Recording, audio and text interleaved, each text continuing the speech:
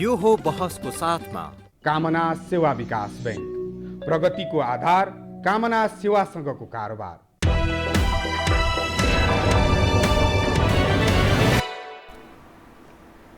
नमस्कार, यो हो बहसमा म यहाँहरूलाई हार्दिक स्वागत गर्दछु। जीवराम भण्डारी। आज यहाँहरू सामुन्ने उपस्थित हुनुहुन्छ सुजाता कोइराला। उहाँ नेपाली काङ्ग्रेसकी नेत्री हुनुहुन्छ। पूर्व उप प्रधानमन्त्री, परराष्ट्रको उहाँले जिम्मेवारी सम्हाल्नु भइसकेको अनुभव पनि छ। प्रतिनिधि सभा सदस्य उहाँ सुषमा कोइराला मेमोरियल ट्रस्टको नाममा विभिन्न सामाजिक गतिविधिमा पनि संलग्न हुनुहुन्छ। शिक्षा, स्वास्थ्य लगायत तमाम विषय पनि छन्। उहाँ पूर्व प्रधानमन्त्री गिरिजाप्रसाद कोइराला र सुषमा कोइरालाकै एकमात्र सुपुत्री पनि हुनुहुन्छ। उहाँसँग आज म समसामयिक विषयमा केन्द्रित रहनेछु। नेपाली काङ्ग्रेस महाधिवेशनको सन्निकट छ भनेर भनिन्छ। पार्टी नेतृत्व अर्थात् सभापति र पार्टी हत्याउनका लागि अर्थात् पार्टी कब्जा गर्नका लागि होडबाजी चलेको छ। सुजाता कोइराला त्यो महाधिवेशन र नेतृत्व उप के भन्नुहुन्छ, एक मुद्दा म यो विषय उठान गर्नेछु। नेपाली काङ्ग्रेसको सशक्त प्रमुख प्रतिपक्षको भूमिका उप काङ्ग्रेसप्रति सहानुभूति राख्नेहरू अलिक खिन्न छन्। काङ्ग्रेसले त्यस्तो भूमिका निर्वाह गरेन। पार्टी सभापति शेरबहादुर देउवाको कम्युनिस्ट, त्यसमा पनि प्रधानमन्त्री केपी शर्मा ओलीसँगको अनावश्यक उठबस र कतिपय पदमा बार्गेनिङको विषय आम सञ्चारमा चर्चाको विषय पनि छ। यो विषय पनि उठान गर्नेछु। त्यसै गरी नेपाल र भारत बीचको सम्बन्धको विषय, किनभने उहाँ पूर्व परराष्ट्रको जिम्मेवारी सम्हाल्नुभएका उप प्रधानमन्त्री पनि भएको नाताले किन नेपालको आन्तरिक राजनीति परराष्ट्रसँग त्यो किचलोमा कता कता गडबड भएको जस्तो देखा पर्छ, त्यसको मूल कारण के हो र बाह्य तागतहरू नेपालको आन्तरिक राजनीतिमा सबल ढङ्गले किन उपस्थित भए भन्ने एउटा जिज्ञासा पनि छ। अनि जनप्रतिनिधिहरूको, जनताको, मुलुकको छलफल गर्ने थलो संसद त्यस्तो आकर्षणको केन्द्रमा रहेन। फलत कता कता नेपाली जनलाई यो जति खाले परिवर्तन भए पनि देश र जनताका लागि के हुँदो रहेछ र भन्ने नैराश्यता पनि उत्पन्न भएको छ। यी र यससँग जोडिएका कतिपय विषयहरू उहाँसँग आज म उठान गर्नेछु। यसकारण कि सुजाता कोइराला अलि स्पष्ट वक्ता पनि हुनुहुन्छ, भएको कुरा बोल्ने सामर्थ्य पनि राख्नुहुन्छ, राष्ट्रिय र अन्तर्राष्ट्रिय राजनीतिलाई बुझ्ने त्यो ल्याकत राख्ने एउटा नेत्री पनि हुनुहुन्छ। उहाँलाई सर्वप्रथम म स्वागत गर्छु। स्वागत छ यहाँलाई। नमस्कार। अब म कहाँबाट सुरु गरेँ भने काङ्ग्रेसको महाधिवेशन, धेरै तपाईँका कार्यकर्ताहरू, काङ्ग्रेसजनका मानिसहरू, शुभेच्छुकहरू कहीँ न कहीँ चिन्ता व्यक्त गर्छन्। काङ्ग्रेसको महाधिवेशन हुन्छ र भन्ने कारण दुई। एक त कोभिड-19 छ, यस कारणले नेतृत्वलाई अलिकति सहज भयो यो महाधिवेशन अलि पर सारिदिनलाई। दोस्रो कुरा, महाधिवेशन नहुने हो भने काङ्ग्रेस एउटा प्रजातान्त्रिक पार्टी, अन्तर्राष्ट्रिय हिसाबले सबैले बुझेको जानेको पार्टी, रिकग्नाइज पार्टी, यो कसरी प्रजातान्त्रिक भनिने यो पार्टीलाई भन्ने प्रश्न छ। महाधिवेशन उप तपाईँको धारणा सुनाउँ त, अनि त्यसपछि म अरू विषय उठान गर्छु। मेरो धारणा सुन्नुहुन्छ भनेदेखि महाधिवेशन समयमा नै हुनुपर्छ। कामहरू एकदम भइरहेको छैन, क्रियाशील बाँड्ने प्रक्रियाहरू पनि एकदमै स्लो छ र कोभिड-19 को बहानाले पनि यसलाई सार्ने पनि मनसाय धेरैजनाको देखिन्छ। शेरबहादुरज्यू मात्रै होइन, धेरैजना उहाँसहितको अरूहरू साथीहरूको पनि अब कोभिडमा कसरी गर्ने, चुनाव गराउन सकिँदैन भन्छन्। मैले चुनाव त अमेरिकामा भइरहेको छ, कोरियामा त्यत्रो चुनाव भयो, राष्ट्रिय चुनावै भयो भन्छ, यो त पार्टीको चुनाव हो। श्रीलङ्कामा केही दिन अगाडि भयो। त्यसैले तपाईँको इच्छा शक्ति छ भने तपाईँले चुनाव गराउन सक्नुहुन्छ। तपाईँले चुनाव गराउन अनलाइन सिस्टम छ, अहिले अनलाइन सिस्टमले पनि चुनाव हुन सक्छ र यसबारेमा चाहिँ नि कुनै किसिमको बहस अहिले भएको छैन। सार्ने कुराहरू केन्द्रीय कार्य समितिमा यो कुराहरू उठेको छैन। तर के सुन्नमा आउँछ भनेदेखि शेरबहादुरजी चाहिँ नि केही साथीहरूको सहयोगले र त्यस्तै मानसिकता पनि बाहिर फैलाइएको छ जनमानसमा कि चुनाव हुन सक्दैन, कोभिड-19 को त्रास पारेर भय र त्रास देखाएर यसलाई चाहिँ नि सार्ने एउटा ठुलो योजना छ। मलाई सोध्नुहुन्छ भने चुनाव के लाभ उहाँहरूलाई त्यो सार्दाखेरि? अब सार्दाखेरि के लाभ के हुन्छ मैले लाभ पार्टीलाई त ड्यामेज हुन्छ, प्रजातान्त्रिक छवि समाप्त हुन्छ। ड्यामेज हुने काम त जै भइ नै रहेको छ नि हैन। पार्टीलाई राम्रो हुने काम के भयो अहिलेसम्म? पार्टीलाई ड्यामेज हुने काम नै भइरहेको छ हैन। सम्झौता गर्ने अपोजिसनको रोल पनि छैन। अपोजिसनले कति कुरा उठाउनु पर्ने हो, कति मिटिङहरू गरेर कति छलफल गर्नुपर्ने हो, कति कुराहरू उठाउनु पर्ने हो। अहिले यो कोभिड-19 कै समस्याहरूको बारेमा के भइरहेको छ कसैलाई थाहा छैन। मलाई सोध्नुहुन्छ भने म यत्रो जिम्मेवार भनौँ न एउटा सभासद हुँ, यो पार्टीको एउटा भनौँ न जिम्मेवार व्यक्ति पनि हुँ, मलाई केही थाहा हुँदैन? छलफल हुँदैन पार्टीमा? पार्टीमा त्यस्तो छलफल केही पनि हुँदैन। 2-3 जना जान्छन्, पदाधिकारी भन्छन्, उनीहरूको छलफलले मात्रै त पुग्दैन नि। यो त केन्द्रीय कार्य समितिमा सबैको छलफल हुनु पर्यो, सबैलाई बोलाउनु पर्यो र कमसेकम ग्रुप बनाइदिनु पर्यो, आफ्नो आफ्नो छलफल गरेर एउटा निष्कर्ष निकाल्नु पर्यो। त धेरै यो समस्या समाधान गर्न सक्ने धेरै उपायहरू छन्, तर त्यो इच्छा शक्ति देखिँदैन चुनाव गराउने। र चुनाव सर्छ, हेर्नुहोस् मेरो कुरा बुझिराख्नुहोस्, यो सार्ने एकदम मलाई आएको खबरमा निश्चित छ। र महाधिवेशन र 6 महिना सरेपछि 3वटा चुनाव आउँछ हैन। हामीहरूको गाउँको चुनावहरू हुन्छ, प्रान्तको चुनावहरू हुन्छ, अनि त्यसपछि संसदको चुनाव हुन्छ। यो 3वटा चुनावपछि चाहिँ नि गराउने एउटा खेला चाहिँ नि सुरुवात भएको छ कांग्रेसमा। भनेपछि त लामो समय महाधिवेशन सार्ने हिसाब पो रहेछ। मलाई के लागिरहेको छ भनेदेखि प्रजातन्त्रप्रति यो नेताहरू उत्तरदायी छैनन् है। उनीहरूलाई डेमोक्रेसीको पनि मतलब छैन, जनताको पनि मतलब छैन, नेपाल राष्ट्र रहोस् नहोस् त्यसको पनि मतलब छैन। पावर पाएपछि त सबैलाई पुग्ने रहेछ नि, पावर र पैसा भएपछि त के पनि चाहिँदैन रहेछ नि त यो नेताहरूलाई हैन। भनेपछि यो त्यो अवस्थातिर यो मुलुक गइरहेको छ। त्यसैले सही नेतृत्व नेपाली कांग्रेसले चुनेर ल्याउनुपर्छ, जसले पार्टीलाई प्रजातन्त्रलाई, हाम्रो त इतिहास प्रजातन्त्र हो नि, यो पार्टीको इतिहासै प्रजातन्त्रको लागि 7 सालदेखि लडेको। यत्रो नेताहरू यत्रो शहीदहरूको अपमान हुन्छ यो चुनाव भएन भनेदेखि, सारा शहीदहरूको अपमान हुन्छ, नेताहरूको अपमान हुन्छ। नामले चाहिँ नि बीपी कोइराला भन्ने, जीपी कोइराला भन्ने, गणेशमानजी भन्ने काम चाहिँ नि सबै उल्टोपाल्टा गर्ने, यस्तो चाहिँ नि प्रक्रिया भइरहेको छ। नेपाली कांग्रेसमा एकदम निराशा छ, मानिसहरू ह्याप्पी छैन। त्यो मोटिभेट गर्ने पनि लिडरसिप देखिएन, लिडरसिपले मोटिभेट गर्न सकेन। र यही अवस्थामा शेरबहादुरजीलाई प्रधानमन्त्री मात्रै के भन्छ सभापति नै बन्ने इच्छा र त्यति मात्रै इच्छा हो भनेदेखि चाहिँ नि यो पार्टीको फ्युचर एकदमै निराशजनक छ, नराम्रो छ, खतरनाक सिचुएसन आउन सक्छ देशमा। र यसको लागि हामी सबै सजग हुनुपर्छ। कमसेकम प्रजातन्त्रवादीहरू सारा 75 जिल्लामा बस्ने, जसले प्रजातन्त्रको लागि लडेको छ, जो प्रजातन्त्र चाहन्छ, त्यस्ता व्यक्तिहरू एकजुट भइकन आवाज उठाउनु एकदमै आवश्यक छ। अब मलाई अचम्म लाग्यो एकचोटि, मलाई आश्चर्य लाग्छ। मैले एकचोटि जिल्लाको केही धेरैजना त होइन, थोरै यस्तो जुम मिटिङमा कुरा गर्दाखेरि भनेको थिएँ, यसै साधारण कुरा हुँदाखेरि मैले भनेको थिएँ चुनाव त गराउनुपर्छ। कसरी हुन्छ, कोभिडमा त बाफरे चुनाव गराउनै सकिँदैन, कहाँ त्यसरी चुनाव गराउन सक्छ भनेर हाम्रै साथीहरू भन्छन् भने म आश्चर्य भएँ।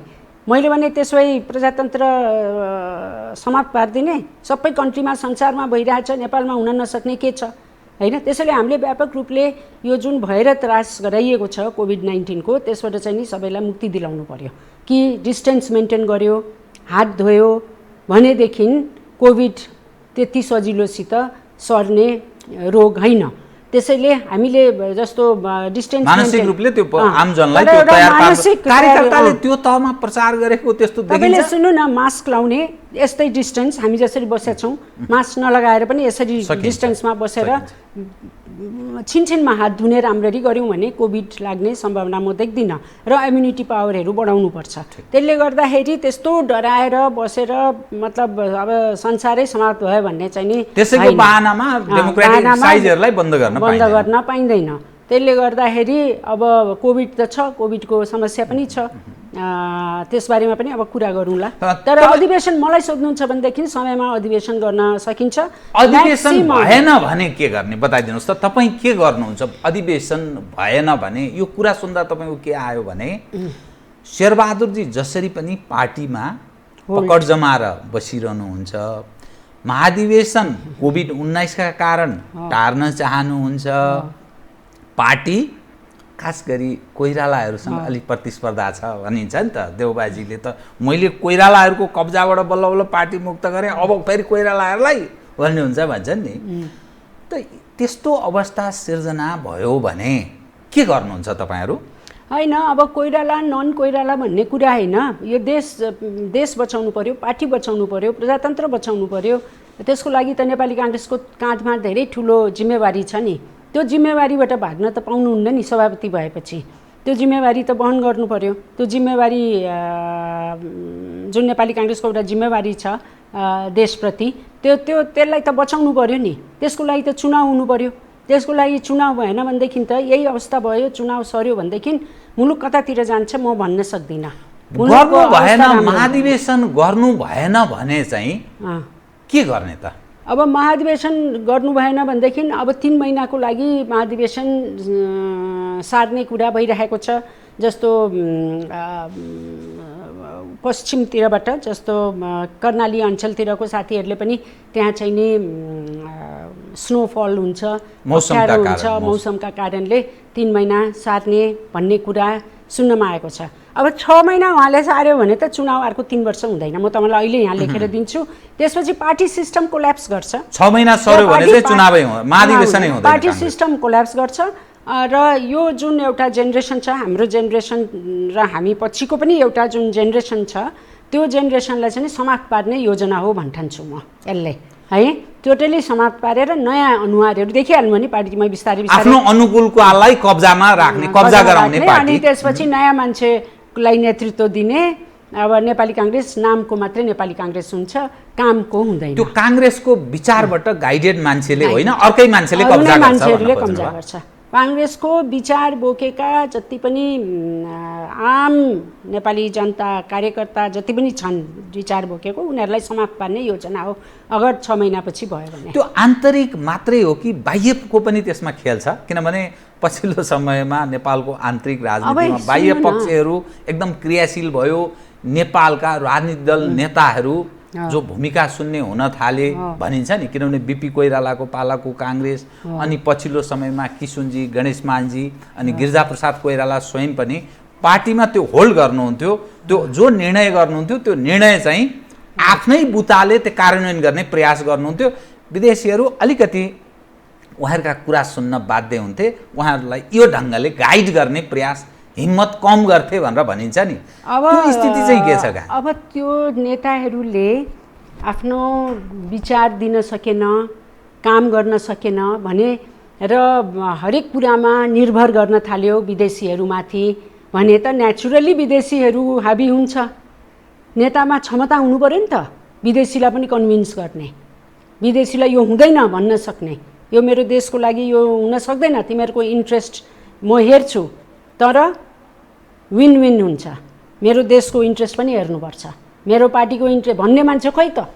जे भन्यो त्यही रिमोट कन्ट्रोलले चल्ने भएपछि त कसरी विदेशीलाई के दोष दिने? नेपाली नै त्यस्तो छ। अहिलेको नेपालमै जन्मेका हुन्, अहिलेको नेतृत्व पंक्तिको कस्तो लाग्छ मान्छेहरू? नेपालमै जन्मिया हुन् नि, बाहिरबाट आएका हैनन्, यहीका मान्छेहरूलाई प्रयोग गर्छन्। तपाईलाई कस्तो लाग्छ त अहिले नेपालको आन्तरिक राजनीतिमा बाह्य पक्षहरू धेरै कसेर ओभरग्राउन्ड भए, खुलेर आए? जस्तै नेपाल र भारत बीच सम्बन्ध बिग्रेको छ, चिनिया राजदूतको दौडधुपको प्रसङ्ग छ, अनि कता कता यो राजनीतिक दलभित्रको आन्तरिक लडाइँलाई अ काइन्ड अफ प्रक्सी वारको रूपमा पनि कतिपय मानिसहरू यसरी पनि विश्लेषण गर्छन्। यो अलिक गडबड जस्तो देखिन्छ। यो विषय उपर एज अ तपाईँ पूर्व परराष्ट्रको जिम्मेवारी सम्हाल्नु भएकी उप प्रधानमन्त्रीको नाताले यो कस्तो लाग्छ तपाईँलाई? मेरो एकदम स्पष्ट धारणा छ, भारत र चीनसित हाम्रो सम्बन्ध राम्रो हुनुपर्छ र भारत र चीनलाई कहीँ पनि खतरा छ, उनीहरूको सुरक्षामा खतरा हुन्छ भने नेपालले चाहिँ नि त्यो खतराबाट हुन दिनु भएन हैन। नेपालको हाम्रो यो जुन परराष्ट्र नीति छ पञ्चशीलको जुन सिद्धान्त छ त्यो सिद्धान्त अहिले पनि सान्दर्भिक छ। त्यही सिद्धान्तलाई टेकेर नेपालले चाहिँ नि दुईटैकोलाई सुरक्षा दिनुपर्छ, दुईटैको सुरक्षा दिनुपर्छ र उनीहरूसित हामीले विकासको लागि सहयोग लिनुपर्छ। दुईटैसित हामीले नेपालको उन्नतिको लागि विकासको लागि हामीले सहयोग लिनुपर्छ र यो पनि विन विन। तिमीहरूलाई हामी सुरक्षा दिन्छौँ, त्यसको बदलामा तिमीहरू हाम्रो देशको विकास गर हैन, इन्भेस्टमेन्ट ल्याऊ। हाम्रो देशमा बाटो छैन, बिजुली बत्ती छैन, खानेपानी छैन, केही छैन, त्यस्तो भनौँ न त्यस्तो अवस्था छ। हाम्रो यत्रो रिसोर्सेसहरू, यति धनी मुलुक हो नेपाल। अब यहाँ हर किसिमको मिनरल्सहरू छन्, हर किसिमका स्टोनहरू छन्, हर किसिमका भनौँ न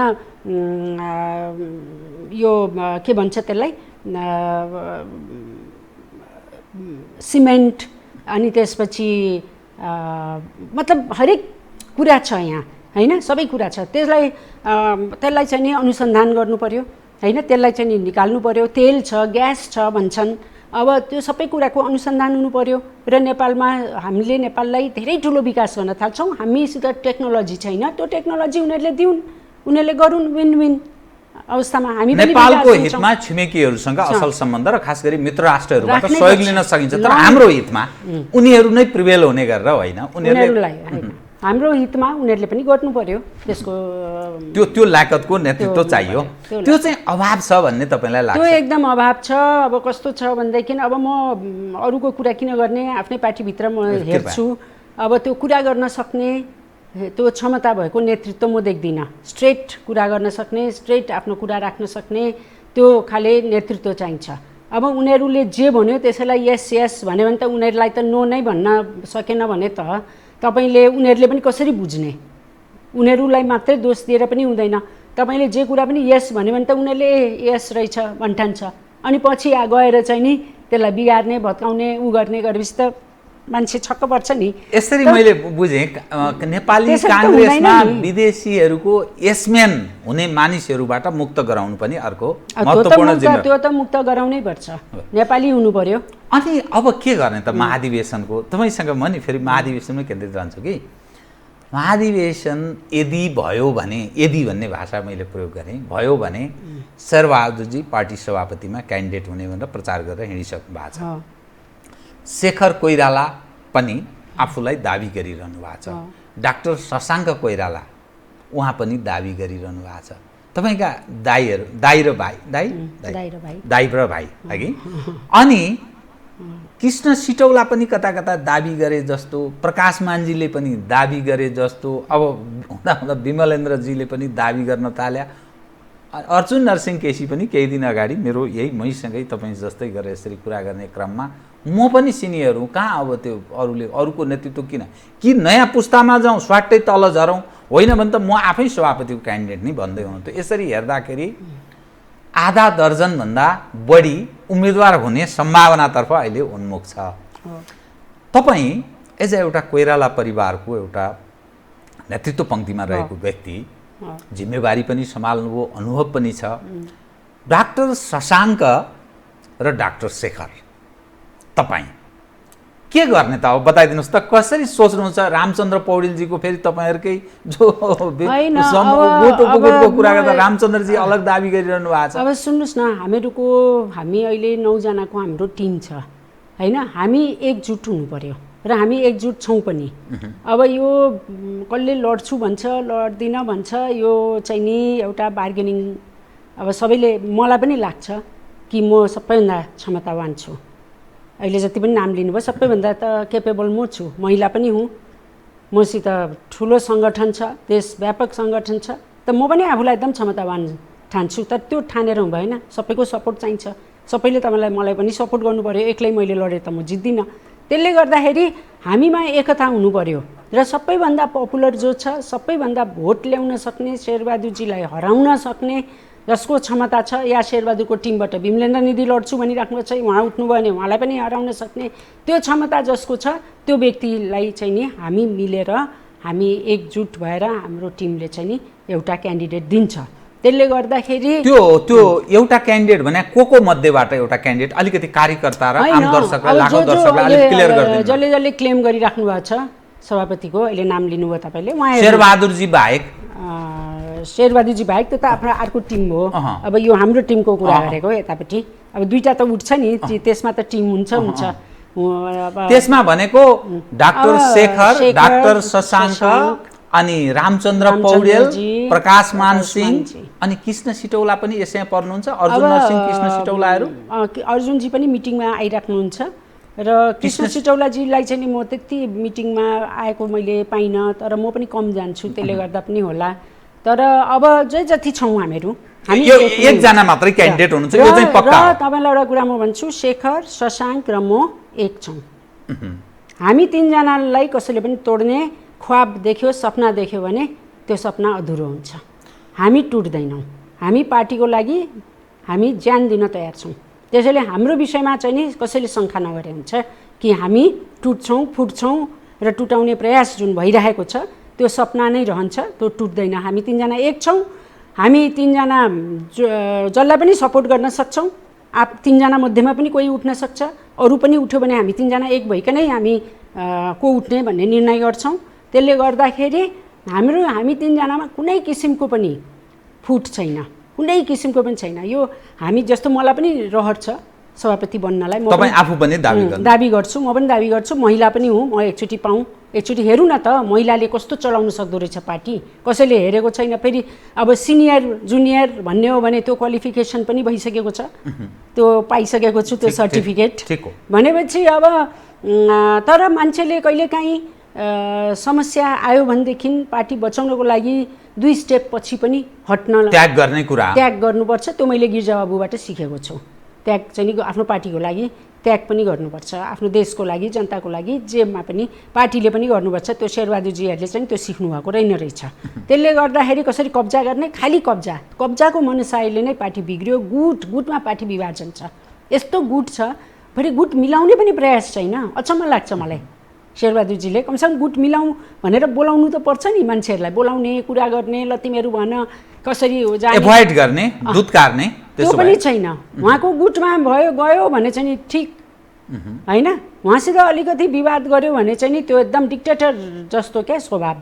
अब उहाँको विरोध गऱ्यो भने चाहिँ नि त्यो एकदम बेठिक त्यस्तो। अब विभाग बनाउनु पर्ने अहिले कुनै आवश्यकता त थिएन होइन। अब उहाँले 3 वर्षको कल्पना सपना देख्नुभएको छ, सभापति बन्छु भन्ने, त्यो सपना लिएर विभाग बनाएको हो कि थाहा छैन मलाई।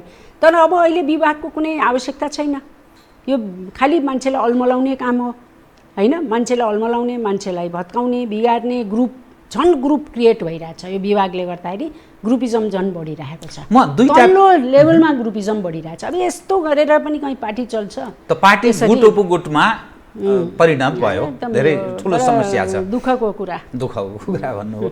अब म यसमा अलिकति खिपेर विषय उठाएँ। फेरि देउबा इतरको एकजना मात्रै सभापतिको उम्मेदवार हुन्छ, यति चाहिँ बुझ्नुपर्ने भयो नि त। देउबा इतरको तपाईहरुको समूहबाट अहिले विमलेन्द्र निधिजीले पनि देउबा इतरको हुनुहुन्छ।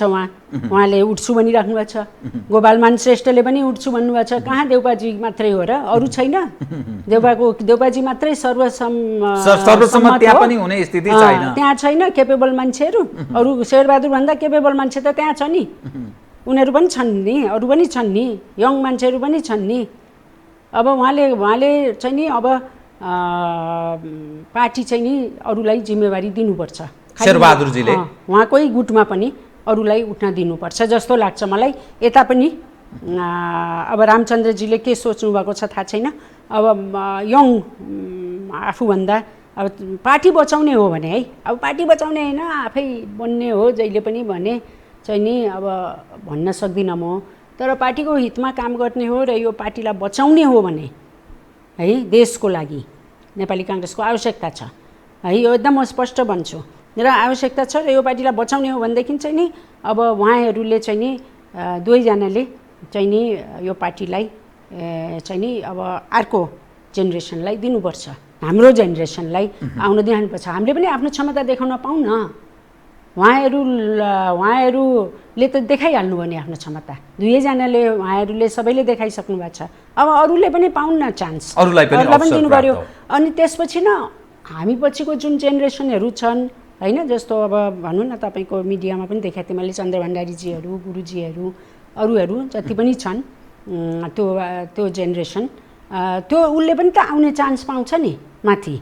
अब सबै हामी नै बसेर सबै ओगट्यौँ भने पदहरू, उनीहरूले कहिले चान्स पाउने? उनीहरू कहिले महामन्त्री बन्ने, कहिले सभापति बन्ने, कहिले उपसभापति बन्ने, उनीहरूको त चान्सै आउने भएन। त्यसले गर्दाखेरि यो पार्टी यङ जेनेरेसनको भविष्य सोचेर उनीहरूले बचाउने हो नि त पार्टी, त्यो सोचेर पनि पद चाहिँ नि अब छोडिदिनु पर्यो र उनीहरूको लागि खुला राखिदिनु पर्यो। अब काङ्ग्रेसलाई आकर्षणको केन्द्र बनाउनका लागि पनि नयाँ पुस्तालाई ठिक सन्देश अब तपाईँ सोच्नुहोस् न, अब महामन्त्रीको पोस्ट छ, उपसभापतिको पोस्ट, त्यहाँ पनि सबै यही 70 years old या हुन थालेकाहरू अनगोइङ म सहित सब त्यही ओगट्यौँ सबैले भने उनीहरू कहाँ जाने? उनीहरू त पछि पर्यो नि त।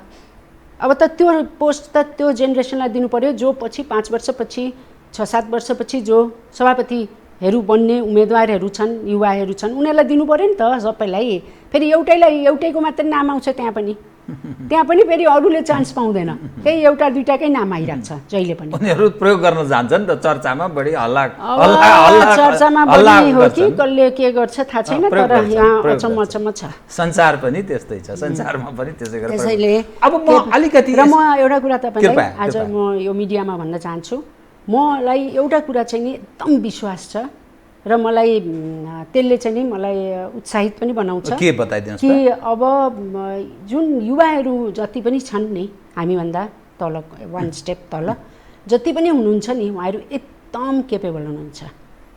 साँच्ची भनौँ भने कोही चाहिँ नि त्यसमा म अहिले नाम भन्दिनँ, सभापति बन्ने लायक पनि हुनुहुन्छ है।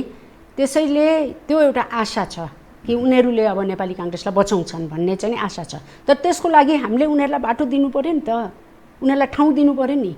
त्यो बहुत राम्रो सन्देश तपाईँले ठिक प्रवाह गर्ने प्रयास गर्नुभयो। मैले अलिकति खिपेर म विषय यसलाई अलिकति खोलिदिनुहोस् भन्ने म चाहन्छु कि न्याय हुन्छ आम दर्शकलाई, कार्यकर्ताजनका लागि।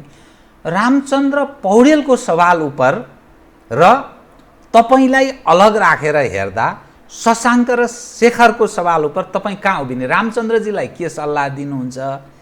मैले अलिकति खिपेरै यो विषय उठान गरेँ।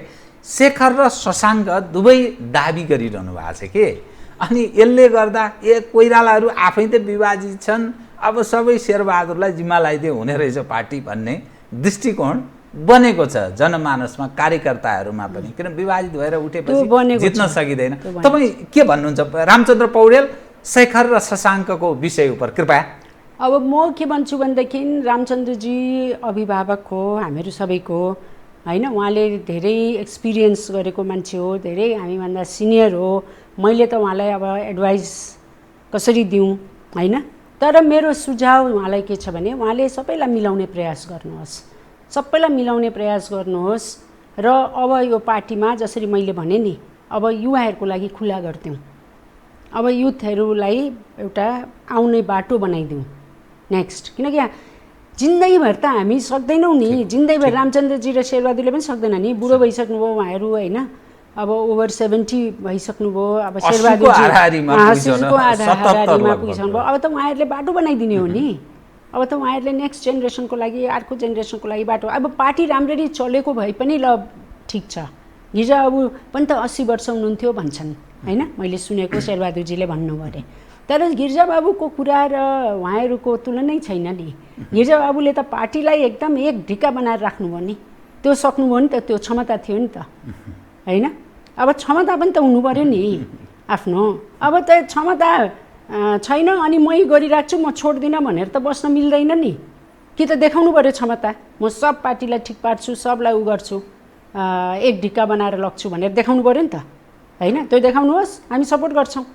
त अब क्षमता पार्टीको यो हालत छ, पार्टी हारेको छ चुनावमा, अब झन्झन अब अर्को चुनावमा मलाई त लाग्छ अहिले चुनाव भयो भने नेपाली काङ्ग्रेसको जति सिट ल्याएको छ 32वटा कि कतिवटा सिट, 23 सिट चुनाव जितेको थियो, 23 जितेको जुन सिट छ 23बाट झरेर 10 सिट आउँछ या त्यो पनि डाउट है आजको दिनमा चुनाव भयो भने भनेपछि अब धेरै त बाँकी छैन चुनावलाई अब पार्टीको चुनाव भएन भने यसले ठुलो असर पार्छ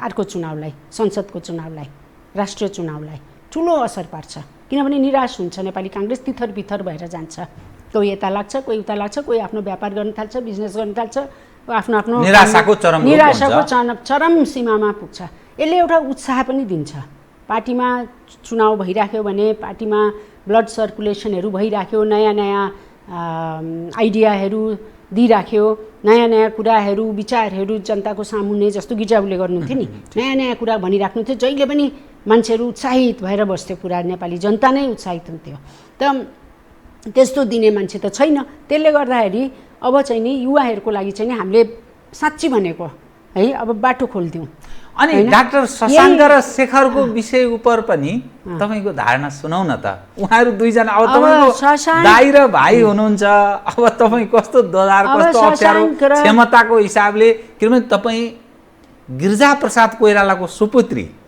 गिरिजाप्रसाद हरेक कुरामा प्रष्ट बोल्नुहुन्थ्यो म त्यसकारण तपाईँलाई मैले जोड दिएको के भन्नु मैले हेर्नुहोस् मलाई पनि दुईजनाको इन्टरभ्यू सुनेर अलग अलग इन्टरभ्यू सुनेर मलाई ठिक लागेन त्यसरी बोल्ने होइन मै हुन्छु म बाहेक कोही छैन भन्ने पनि होइन र एक दुसराको क्रिटिसाइज गर्ने पनि होइन त्यहाँ इन्टरभ्युजहरूमा यो सुनेर मैले शशाङ्कलाई फोन गरेको थिएँ शेखर दासलाई पनि फोन गरेको थिएँ यो त राम्रो भएन भनेर होइन यो तपाईँहरूले किन यस्तो गरेको तपाईँहरू त मिल्नुपर्छ हामी त मिलेको भन्ने थियो भन्दाखेरि हामी एकदम मिलेका छौँ यो त्यस्तो होइन है अब कतिपय इन्टरभ्यूहरू बढाइ चढाइ पनि हुन्छ कतिपय इन्टरभ्यू अब उहाँहरूले बोलेकै छ कति कुरा त त्यसलाई चाहिँ नि त्यसरी नलिनु हामी मिलेरै जाने हो हामी एकजना छोड्छौँ भनेर एकदम स्पष्ट मलाई शशाङ्कले भन्नुभयो हामी एकजना चाहिँ नि तीनजनामा हामी दुईजना चाहिँ नि छोड्छौँ भनिकन हामीले चाहिँ नि त्यो प्रतिबद्ध अन्डरस्ट्यान्डिङ हाम्रोमा छ हामी मिलेरै जान्छौँ हामी नमिल्ने होइन अब छिटो हामीहरू बसी पनि राखेका छौँ डिनर खाइरहेछौँ गफ गरिरहेछौँ तीनजना कसरी एक हुनु पऱ्यो हामी तीनजना किनभने हामी तीनजना एक भएनौँ भनेदेखि अब चाहिँ नि मलाई लाग्छ है मेरो विचार पार्टी अरूलाई कसरी एक बनाउने हामी नै झगडा गऱ्यौँ भने यो पार्टीमा अरूलाई हामीले कसरी उदाहरण बन्ने पदै सबै कुरा होइन नि पावरै सबै कुरा होइन नि पावरफुल त तपाईँ पद नभएर पनि पावरफुल बन्न सक्नुहुन्थ्यो नि गिरिजा बाबुको त जहिले पनि पद त थिएन नि तर कति पावरफुल शक्तिशाली हुनुहुन्थ्यो देशभरि मान्छेले मान्थे देशभरि उहाँको कुरा सुन्थे मान्छेले होइन भनेपछि पदै चाहिन्छ भन्ने छैन त्यसले गर्दाखेरि पदको लोभ चाहिँ नि तीनजना चाहिँ नि हामी मिलेर पार्टी बचाउनु पर्यो पदभन्दा पनि तिनैजनाले यो सोच्नु पर्यो कि ल हामीले हट्नुपर्छ भने हामी हट्न पनि तयार भनिकन त्यो मानसिकता राख्नु पर्यो होइन त्यो देउबा मुक्त काङ्ग्रेस देउबाको नेतृत्व मुक्त काङ्ग्रेसमा तपाईँहरू कमिटमेन्ट देउबा मुक्त काङ्ग्रेस बनाउने हो भने देउबा एकजना भन्छु है देउबाको मान्छेहरू राम्रा मान्छेहरू पनि हुनुहुन्छ त्यहाँ त्यसमा मलाई कुनै विवाद छैन देउबा मुक्त काङ्ग्रेस बनाउने हो काङ्ग्रेसलाई बचाउने हो भने हामी तीनजना एक हुनुपर्छ तीनजना एक भएनौँ भने देउबा मुक्त काङ्ग्रेस हुँदैन अनि यो कुरा उहाँहरूले बुझ्नु पर्यो एउटा अलिकति अलि मैले कसैले पनि गर्न सक्दैन ठिक अर्को म एउटा खिपेरै सोधेँ तुलोमा जोखिन्छ नि तुलोमा यसरी जोख्दाखेरि तल र माथि हुन्छ शेखर र शशाङ्कलाई त्यो तुलोमा जोख्दा चाहिँ तपाईँ कहाँ पाउनुहुन्छ त होइन म अब दुईजनाको आफ्नो आफ्नो क्वालिटी छ दुईजनाको सेक्रिफाइस पनि छ पहिलो जुन 46 सालको आन्दोलनमा शशाङ्कले सबै डक्टरलाई मोबिलाइज गरे हो शेखर दाले पनि डाकुहरूले समातेर पोलेको उहाँलाई त्यो हिस्ट्री छ नि उहाँहरूको पनि उहाँहरूले पनि उहाँहरूको सेक्रिफाइस छैन भन्न मिल्दैन दुवैजनाको उत्तिकै सेक्रिफाइस छ दुवैजना केपेबल हुनुहुन्छ दुवैजना एकदम बुझेको हुनुहुन्छ त्यसमा म यो र त्यो भन्दिनँ त्यसको विवादमा पर्न चाहनु भएन तपाईँ नेत्री हो नि त सजिलै गरेर होइन अब हामीहरू मिल्नुपर्छ हामी तीनजना मिल्नै पर्छ यो कुरा शशाङ्क र शेखरले पनि बुझ्नुपर्छ म बुझाउँछु म बोलाउँदैछु उहाँहरूलाई बस्दै हुनुहुन्छ तपाईँहरू हामी बस्दैछौँ र हाम्रो फुट गराउने यत्रो ठुलो प्रयास भइरहेको छ त्यो कुरा म उहाँहरूलाई बताउँछु मेरो इन्फर्मेसन है किनभने मलाई धेरै इन्फर्मेसन आउँछ धेरै कुरा मलाई थाहा छ धेरै कुरा मैले बुझेको छु अहिले के भइरहेछ भनेर तर त्यो कारणले पनि हामी एक हुनुपर्छ एक भएर एक हुनुपर्छ र हाम्रो विचार पनि एक हुनुपर्छ मान्छे मात्र एक भएर हुँदैन नि फेरि शशाङ्कले एउटा बोलिदेला मेरो बिपीको जुन विचार छ, जुन गिरिजाबाबुले जसरी क्यारी अन गर्नुभयो त्यो विचार लिएर हिँड्यो भने मात्रै सपोर्ट हुन्छ नि यिनीहरूलाई। म त यो नातेदार यो मेरो माया गरेर चाहिँ नि हुँदैन। म त्यो इमोसनल मान्छे छैन। म पहिले एकदम इमोसनल थिएँ, तर अब छैन। जसले त्यो लाइनलाई फलो गर्छ उसैलाई सपोर्ट हुन्छ। त्यो चाहे बिपीको छोरा होस्, चाहे केशव कोइरालाको छोरा शेखर होस्, चाहे त्यो अर्को कोही होस् नजिकै उठेर। तर मलाई एउटा कुरा आत्मविश्वास अहिले के भइरहेको छ भने त्यस्तो मान्छे युवामा छ। हामीले खालि प्रमोट गर्नुपर्छ।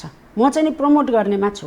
प्रमोट गर्न पनि त रमाइलो लाग्छ नि। मैले बनाएको मान्छे, मैले प्रमोट गरे मान्छे, मैले उसलाई साथ दिएको मान्छे आज यस्तो बन्यो, आज त्यो मान्छेले नेतृत्व लियो भन्दा कति गर्व हुन्छ आफूलाई। त्यो किन सोच्दैन कसैले? त्यो गर्व हुनु पर्यो नि। खालि आफै बन्ने सोच्ने जहिले पनि अरूलाई बनाउने पनि त ग्रेटनेस हो नि। अरूलाई बनाउनु पनि त ग्रेटनेस हो। बहुत ठिक सन्देश दिन खोज्दै हुनुहुन्छ। त्यागले राजनीतिमा झन् थपिँदै जान्छ। बहुत ठिक। अब तपाईँले बिपी कोइरालाको बारम्बार नाम लिनुभयो। नेपाली काङ्ग्रेस त बिपीको पथबाट च्युत भएर कहाँ पुग्यो, त्यो डिरेल भइसक्यो भनेर भन्छन्। अनि कसरी चल्छ त? अनि किन बिपीको नाम लिएर? मैले किन नाम लिएको भनेदेखि बिपी कोइरालाको लाइनबाट नेपाली काङ्ग्रेस बाहिर गइसकेको छ। त्यसमा राष्ट्रियता, प्रजातन्त्र, समाजवाद यो तिनटै छैन होइन, जुन हाम्रो बेस हो। त्यसलाई टेकेर हामीले चाहिँ नि काम गर्ने हो। त्यो बेसलाई टेकेर अब बिपी 50 वर्ष पहिलेको र अहिलेको नेपालमा धेरै फरक छ। त्यसैले सिचुएसन फरक हुनसक्छ। फरक सिचुएसनमा, फरक इन्भाइरोमेन्टमा फरक ढङ्गबाट जानुपर्छ होइन। तर बेस त त्यही हो नि। बेस हाम्रो जग त त्यो हो नि। त्यो जगलाई नै तोडिदिएपछि त नेपाली काङ्ग्रेस त रहँदैन। अनि नेपाली काङ्ग्रेस त तहस नहस भएर जान्छ। त्यो अवस्था छ अहिले। त्यो बेस नै अहिले तछोड गिरिजाबाबुले त्यो बेसलाई जसरी तसरी बचाएर राख्नुभएको थियो। उहाँलाई पनि धेरै अप्ठ्यारो थियो। आखिर यही मान्छेहरू हुन् नि। गिरिजाबाबुलाई सर्कल गरेको त यही मान्छेहरू हो। कोही चन्द्रमाबाट आएको मान्छे त होइन। कति दुःख पाउनुभयो होला होइन त कति। तर उहाँले जसरी तसरी त्यसलाई बचाएर राख्नुभयो। अब त्यो बेस चाहिँ नि तछोड मछोड भएको छ। बेसलेस नेपाली काङ्ग्रेस भएपछि चुनाव जित्छ? कसरी जित्छ ल मलाई भन्नुहोस् त। होइन, तपाईँको कुरालाई मैले दुधकारिन, तपाईँको विमतिमा जनाउन्न। तपाईँ नेत्री हो, म आम सञ्चार क्षेत्रमा काम गर्ने मानिस। म तपाईँसँग दुई विषय उठान गर्छु है। नेपाली काङ्ग्रेसले आफूलाई पहिचान कसरी स्थापित गर्ने प्रयास गरेका छ भने यो एउटा प्रजातान्त्रिक पार्टी, इन्टरनेसनल कम्युनिटीबाट पनि यो रिकग्नाइज छ। अनि संसदीय व्यवस्थामा यो विश्वास गर्छ। देशमा तपाईँलाई अवगत भएकै कुरा मैले सम्झाएको मात्रै, देश वामपन्थमय भएको छ। 7 प्रदेशमा 6 प्रदेश वामपन्थीको, स्थानीय पनि अधिकांश वामपन्थीको स्थानीय सत्ता, केन्द्र अर्थात् सङ्घीय सरकार भन्छ, सिंहदरबार पनि वामपन्थीको, झन्नै 2/3 बहुमत निकटको अवस्थामा उनीहरू छन्। कम्युनिस्टहरूसँगको सहकार्य र संसद भूमिका सुन्ने भएको अवस्था छ। तपाईँ एउटा प्रतिनिधि सभाको सदस्य पनि हुनुहुन्छ। संसदमा जनताको मुद्दा उठान हुँदैन। राजनीतिक दलहरू आफ्नो पार्टीभित्र आन्तरिक लडाइँमा, नेपाली काङ्ग्रेस लडाइँमा छ, पार्टीभित्रै लडाइँमा छ। प्रजातान्त्रिक छवि उसले स्थापित गर्न सकेको छैन। कम्युनिस्ट जो सबभन्दा ठुलो पार्टीको रूपमा स्थापित छ, ऊ आन्तरिक लडाइँमा छ। अब यो सिस्टम कसरी चल्छ बताइदिनुहोस् त। यहाँ त न प्रजातन्त्रको कुरो छ, न चाहिँ अरू विषय। या कम्युनिस्टले आफ्नो ढङ्गले चलाएको भए नि हुन्थ्यो। त्यो कम्युनिस्ट जस्तो छैन, काङ्ग्रेस जस्तो छैन, विगतका पञ्चहरू पञ्च जस्ता छैनन्। यो मुलुक कसरी चलिरहेछ बताइदिनुहोस् त। प्रजातन्त्र कहाँ गयो? मैले त्यही त भनेको नि, कम्युनिस्टमा पनि खिचडी कम्युनिस्ट हो होइन। कोही पनि त्यो कम्युनिस्टको सिद्धान्तमा कोही पनि छैन है। नेपाली काङ्ग्रेस बिपीको सिद्धान्तमा छैन। अब यो एकदमै असहज अवस्था छ। मुलुकको अवस्था एकदमै असहज छ। नेतृत्वको अभाव छ होइन। हाम्रै पार्टीमा, अरू पार्टीको मैले के भन्नु, हाम्रै पार्टीलाई भनौँ न होइन। अरूलाई क्रिटिसाइज गर्नुभन्दा पनि पहिले त आफूलाई क्रिटिसाइज गरौँ। हाम्रो पार्टीमा लिडरसिपको ठुलो समस्या देखिएको छ। लिडरसिपको धेरै ठुलो समस्या देखिएको, अब धेरै कारणहरू होलान्, त्यो मेरो आफ्नो सोचाइ छ, त्यो अब अहिले म भन्दिनँ। तर लिडरसिपको अभाव देखिन्छ। अब त्यसले गर्दाखेरि देश एकदमै असहज अवस्थाबाट अगाडि बढिरहेको छ। अब नेताहरूलाई प्रजातन्त्र चाहिएको रहेछ, उनीहरूले लडेको रहेछ आफू शक्तिमा आउनलाई पञ्चायतकालमा, होइन? देखियो नि त, नेपालीहरूको त त्यही संस्कार रहेछ नि त, होइन? त्यो त गिर्जाबाबुहरू, बिपीहरू, त्यो बेला भएका शहीदहरू, आम नेपालीहरू, या भनौँ न हामीहरू जस्तो मान्छे थुप्रो छ जसलाई प्रजातन्त्र चाहिएको छ।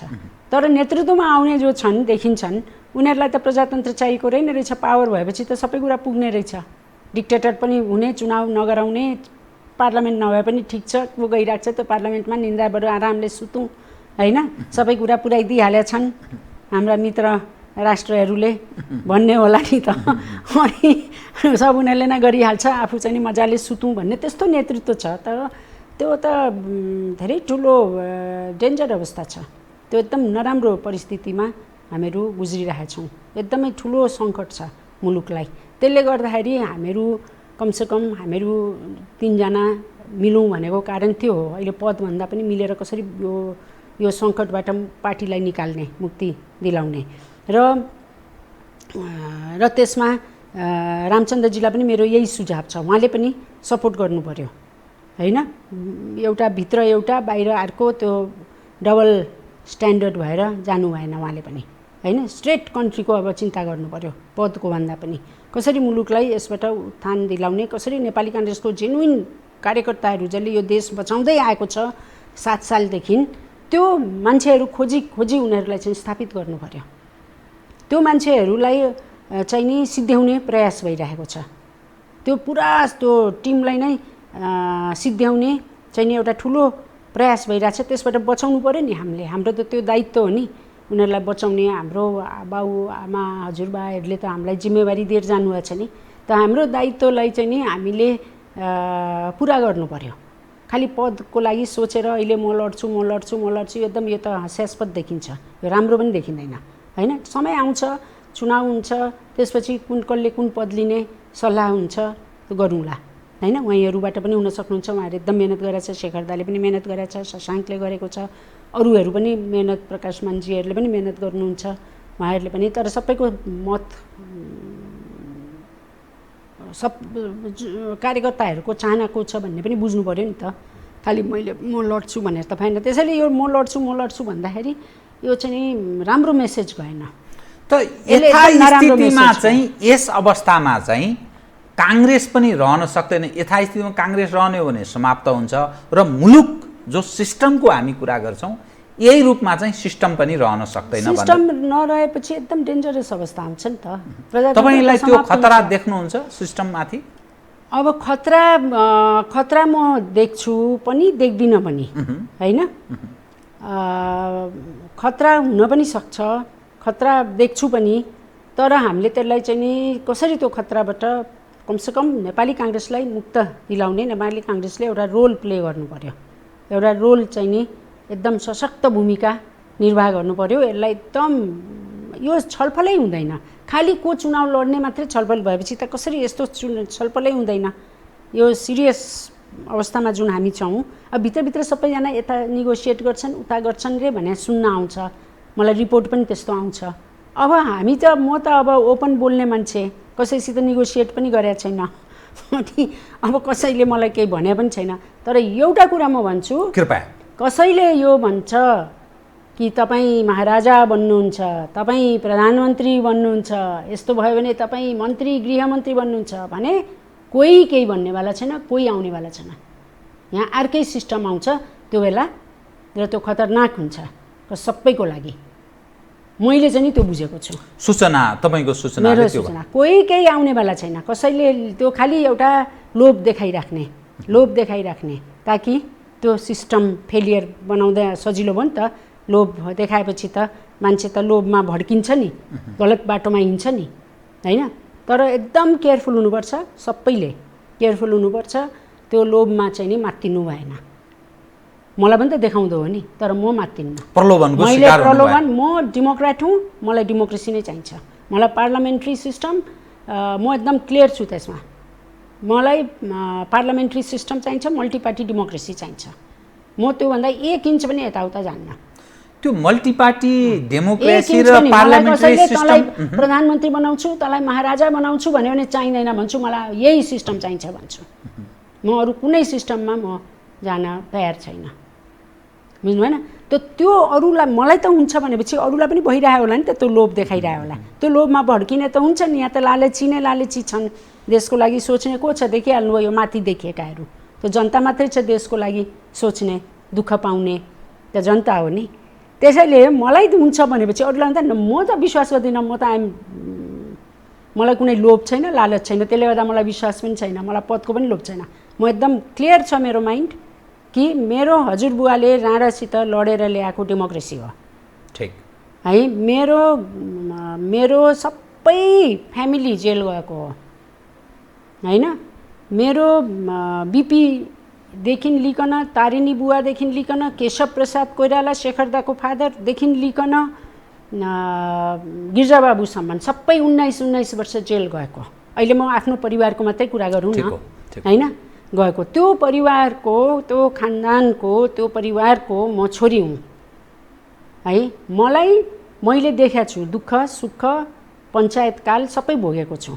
त्यसले गर्दाखेरि म यो डेमोक्रेसी गएर अर्को सिस्टम आउँछ र म प्रधानमन्त्री बनुला भन्ने मैले कल्पना पनि नगरे हुन्छ, कसैले नचिताए हुन्छ। यही डेमोक्रेसी रहन्छ, यही सिस्टम रहन्छ, है।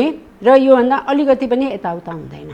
त्यसमा म अडिग छु र म अरूलाई पनि भन्छु सावधान हुनलाई। तपाईँहरू केही बन्नेवाला हुनुहुन्न, तपाईँहरूलाई लोभ मात्रै देखाइयो। यहीँबाट म भन्दैछु, यही मिडियाबाट, तपाईँको मिडियाबाट म सन्देश दिन चाहन्छु, किन मलाई राम्रै थाहा छ कसलाई भनिएको छ, होइन?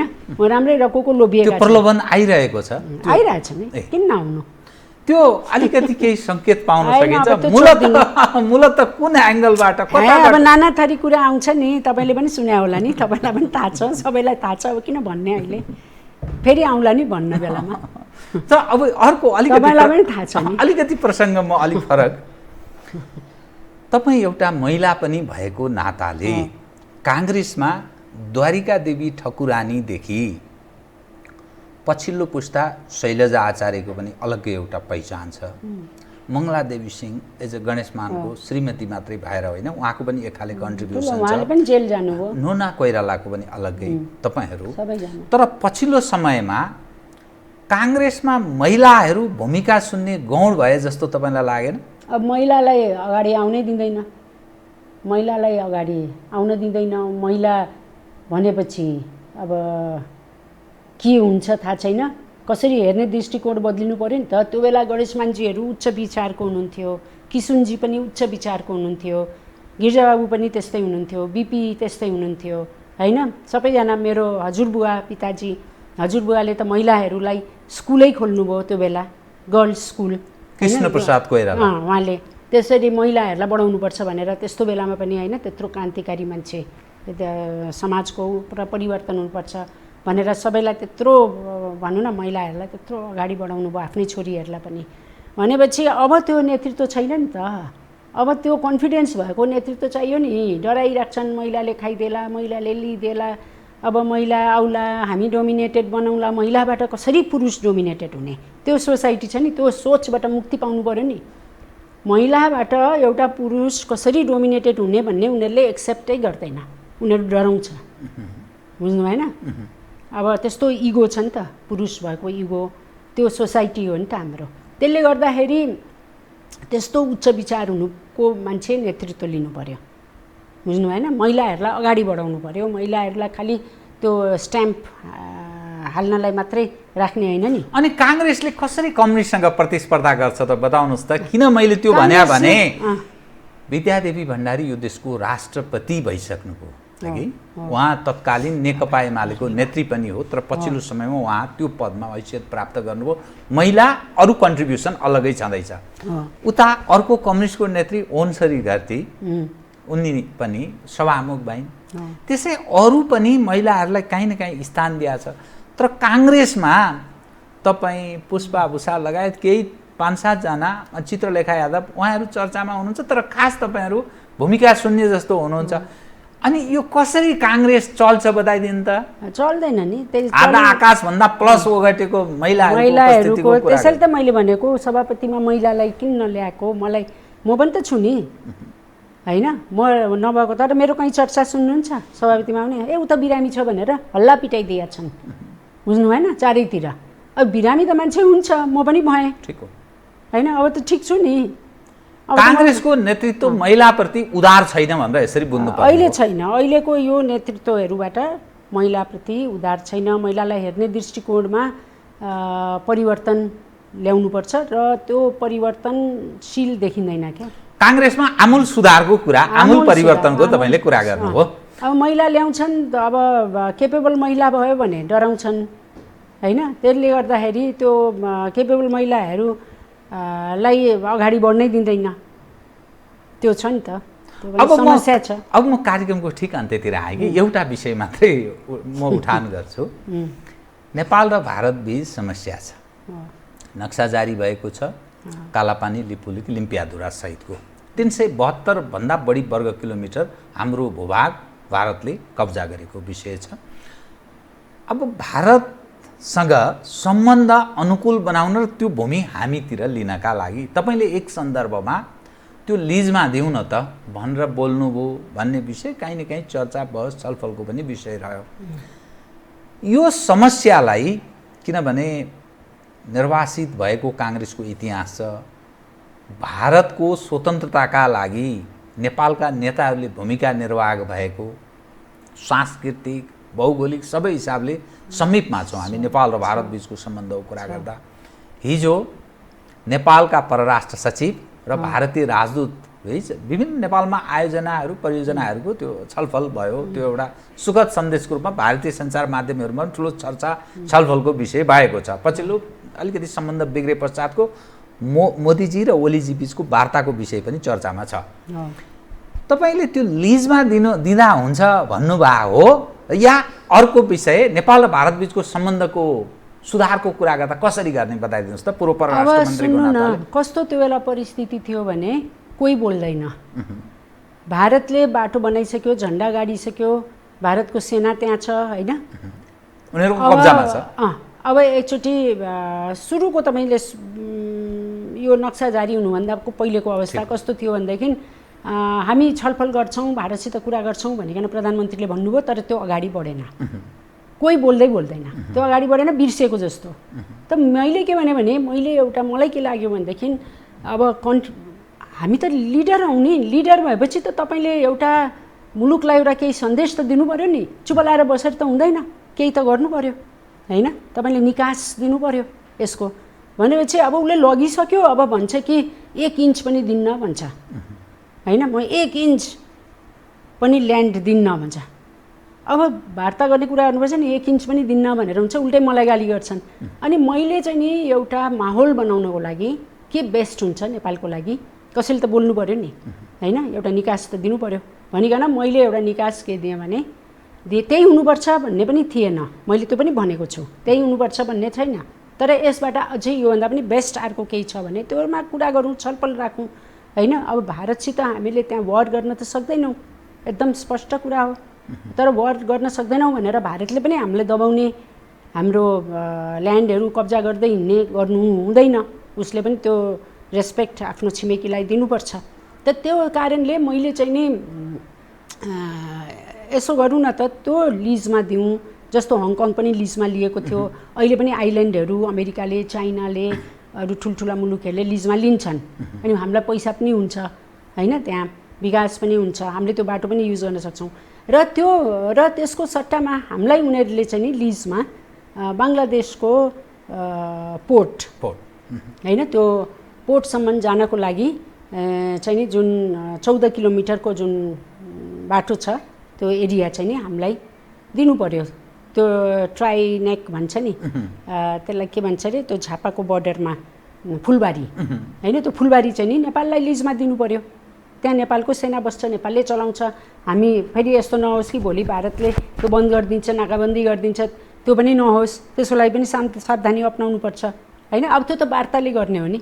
अब यो त एउटा त्यो होइन भने योभन्दा राम्रो अर्को विन विन भनिकन मैले सोचेको उसलाई हामीले केही दिउँ हामी केही लिउँ त्यस सन्दर्भमा होइन? तपाईँले त्यो सन्दर्भमा मैले भनेको हो त्यसलाई चाहिँ देश बेच्यो भनेर धेरै उचाले मलाई त्यसमा डर छैन मैले के बोलेको हो त्यो पार्लियामेन्टको समितिमा बोलेको हो त्यो सबै भूमि recorded छ। हाम्रो हो त्यो के recorded उपयुक्त छ। हुन सक्छ अरू विकल्पको बारेमा अरू चर्चा गरौँ विकल्पको तर यो पनि गर्न अब सकिन्छ सुन्नु न, भन्नु वार्ता त गर्नु पर्यो नि वार्ता गर्न तपाईँले कुनै प्रस्ताव त ल्याउनु पर्यो नि के छ त यो कसरी वार्ता वार्ता वार्ता हुने स्थिति छ कि के देखिन्छ त अहिले चाहिँ अब वार्तालाई वार्ता गर्नुपर्छ सरकारले गर्नुपर्छ त्यो वार्ता हाम्रो ल्यान्डलाई यतिकै छोडिदिउँ भनेदेखि त्यो हामीलाई न कुनै विन विन हुन्छ न केही हुन्छ त्यो यतिकै जान्छ भारतले त्यसैले यस सवालमा वार्ता गर्न चाहेन भने भारतले पनि वार्ता गर्नुपर्छ नि यस्तो सोचेर त हुँदैन नि नेपालको हितमा नेपालको लागि होइन वार्ता मैले त मै वार्ता गर्छु भनेर त्यत्रो हिम्मत गरेँ ल मलाई दिनुहोस् वार्ता गर्न म गर्छु भने मलाई थाहा थियो मलाई थोरै दिन्छ यो सरकारले वार्तामा पठाउँछ तर त्यही पनि मैले त्यो एउटा राखिदिएको कुरा ताकि यो अगाडि बढोस् वार्ता अगाडि बढोस् भने जसले कसले वार्ता गर्छ त्योसित त्यो महत्त्वपूर्ण कुरा होइन देशको वार्ता हो नि दुई देश बिचको वार्ता हो त्यसले गर्दाखेरि कम्युनिस्टहरू सरकारले अहिले जुन सरकार छ उसले वार्ता गर्ने हो नि होइन उसले वार्ता गर्नुपर्छ भारतले पनि उसित वार्ता गरे हुन्छ केही फरक पर्दैन हाम्रो ल्यान्ड त सेफ हुनु पऱ्यो नि हामीले एउटा कुनै फाइदा त लिनु पऱ्यो नि त्यसको होइन फाइदै भएन भने त त्यो त यतिकै यसरी नै बसिरह्यो भने त अब 10 वर्ष 20 वर्ष 30 वर्ष यो त यतिकै जान्छ यो केही पनि हुनेवाला छैन त्यो विस्मृतिमा रहन सक्छ त्यसैले यसलाई जीवन्त बनाइरहनु छ अब जस्तो बङ्गलादेशको लिने भनेको छ त्यो पनि गयो सबै गयो केही पनि पाएन त्यो त अनिर्णयको बन्दी हुनु हुँदैन त हस् तपाईँसँग म अरू विषय पनि कुरा गर्न चाहन्थेँ तर समयले यतिसम्म साथ दियो कार्यक्रममा आइदिनु भयो बहुत धन्यवाद छ यहाँलाई धन्यवाद आदरणीय दर्शकवृन्द उहाँ हुनुहुन्थ्यो सुजाता कोइराला नेपाली काङ्ग्रेसकी नेत्री पूर्व उप प्रधानमन्त्री समसामयिक विषयमा केन्द्रित रहेर गरिएको कुराकानी म सहित मेरो सम्पूर्ण युनिटलाई कार्यक्रमबाट बिदा दिनुहोस् तर यो हो टेलिभिजन हेर्दै रहनुहोला नमस्कार